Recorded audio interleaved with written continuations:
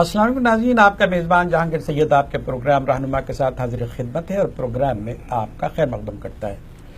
ناظرین، جس طرح کہ آپ جانتے ہیں کہ ہمارے پروگرام کا فارمیٹ یہ ہے کہ ہم کسی بھی شعبے کی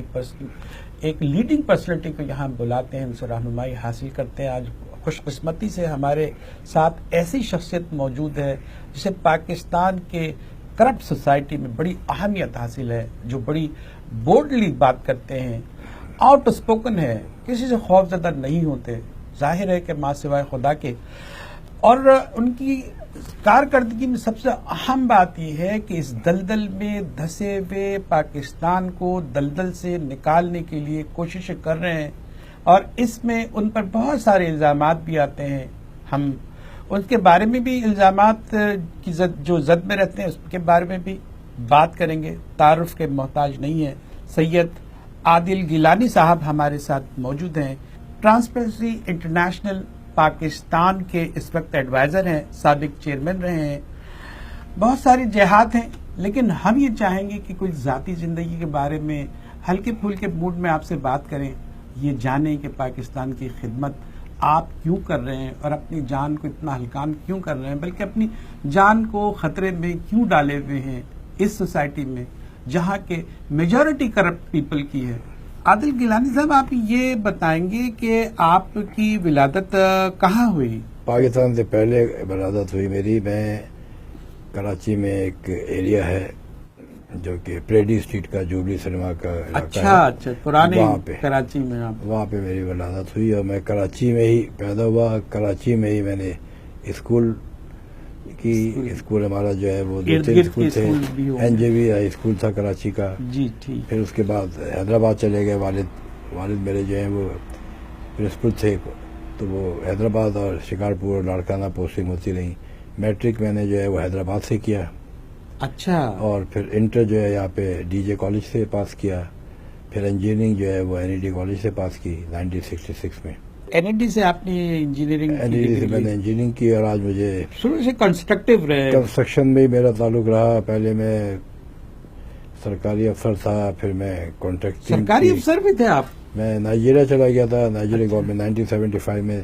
وہاں پہ 5 سال رہا گورنمنٹ آف نائجیریا کے۔ اچھا، وہاں پھر واپس یہاں پہ آ کے یہاں پہ جو ہے وہ گیمن پاکستان جوائن کی، کنسٹرکشن کمپنی تھی بہت بڑی، جس میں اسٹیل مل اور پورٹ قاسم بنایا۔ اس کی تعمیر میں بھی کوئی حصہ لیا آپ نے؟ کچھ آپ بتائیں گے کہ اسٹیل مل کی کیا کہانی ہے اور کیا کیا تعمیرات آپ کے کھاتے میں ہیں؟ اسٹیل مل جو ہے اس میں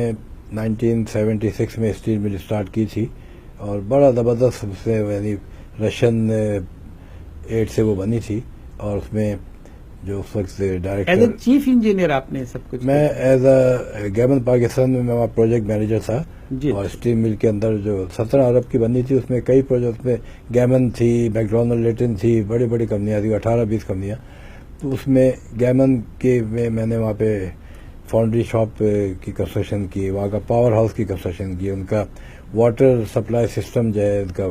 اس کے سیوریج پلانٹ اس کا جو میرا بنایا ہوا ہے۔ پھر پورٹ قاسم کے اندر آدھا پورٹ قاسم کی ڈیولپمنٹ جو ہے وہ گیمن پاکستان نے کی ہے۔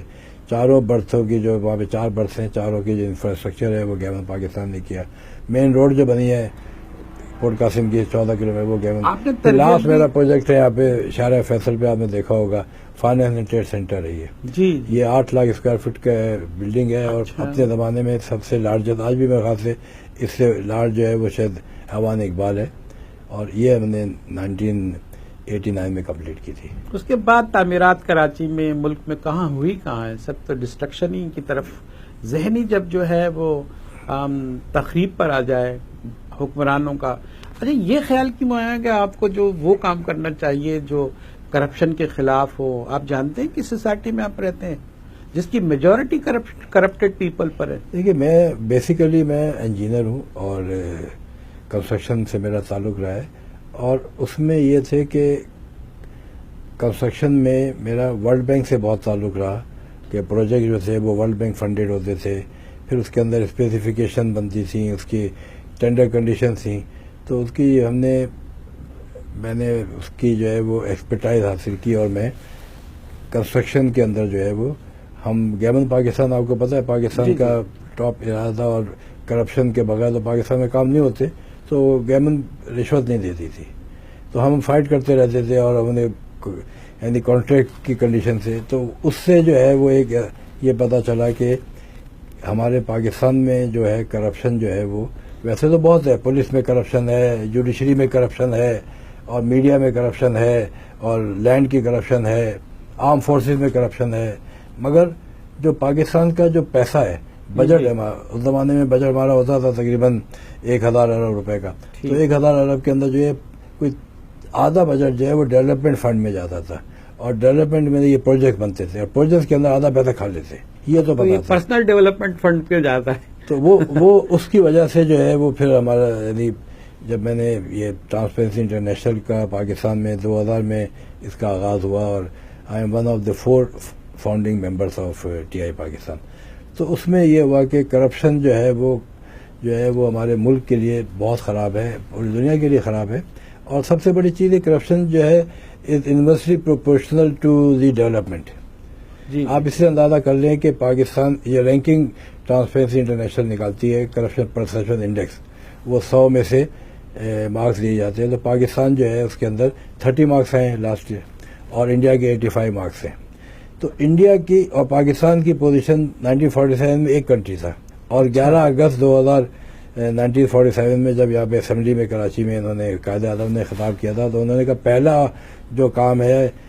پارلیمنٹ سے کہا تھا کہ آپ لا اینڈ آرڈر کو ٹھیک کریں، کیونکہ اس وقت آپ دیکھیں پاکستان انڈیا میں جو لوگ آ رہے جا رہے تھے کافی قتل و غارت ہو رہی تھی، لا اینڈ آرڈر تقریباً ختم ہو گیا تھا۔ اور دوسرا انہوں نے کہا تھا کہ دوسرا جو سب سے بڑا ہمارے پاس یہاں پہ جو ہے خرابی ہے وہ ہے کرپشن، یہ ناسور ہے، اور اس کو جب آپ 14 اگست کو ٹیک اوور کریں پاکستان کی اسمبلی کو، تو آپ اس کو آئرن ہینڈ سے ڈیل کریں۔ تو وہ ان کی جو ایڈوائس تھی وہ پارلیمنٹ نے آئرن ہینڈ سے ڈیل کی اور اپنے جیب بن لی،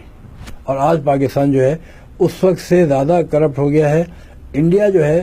آپ اس سے اندازہ کریں کہ انڈیا پاکستان سے جو ہے بہت بہتر ہے کرپشن کے رینکنگ میں، اور اس کے 38 مارکس ہیں، ہمارے جو ہے وہ 30 مارکس ہیں آؤٹ آف 100، اور رینک ہمارا جو ہے 52 ہے، اور انڈیا کا جو ہے تقریباً میرے خیال سے 116 ہے، ہم سے بہت بہتر ہے وہ۔ تو اس کا اکانومی کا جو ہے ان کی اکانومی دیکھ رہے ہیں کہ ان کا فارن ایکسچینج ریزرو پاکستان سے 50 گنا زیادہ ہے، ان کا یعنی روپیہ ہمارا جو ہے وہ 106 روپے کا ہے، ان کا روپیہ جو ہے وہ 67۔ یہ چیز ہے کرپشن کی وجہ سے اکانومی بیٹھ جاتی ہے، اکانومی بیٹھتی ہے تو بے روزگاری آتی ہے، بے روزگاری آتی ہے تو جوان جو ہے پھر وہ دہشت گرد بن جاتے ہیں، چور ڈاکو بن جاتے ہیں۔ یہ جو وہاں پہ یہ ساری کے ساری دہشت گردی پاکستان میں ہو رہی ہے، یہ بے روزگاری کی وجہ سے ہو رہی ہے، بے روزگاری کرپشن کی وجہ سے ہے۔ ناظرین یہاں چھوٹا سا ایک وقفہ لیتے ہیں۔ سید عادل گیلانی صاحب کا کہنا یہ ہے کہ قائد اعظم کا فرمان یہ تھا کہ کرپشن سے پاک پاکستان کیا جائے، لیکن ہوا ریورسل، بالکل مختلف، اور حالات یہ ہیں، المناک صورتحال ہے، اور اس کی جو داستان ہے المناک داستان، اس میں بہت سارے سوالات ہم اٹھائیں گے۔ ایک چھوٹا سا بریک لیتے ہیں، ہمارے ساتھ رہیے۔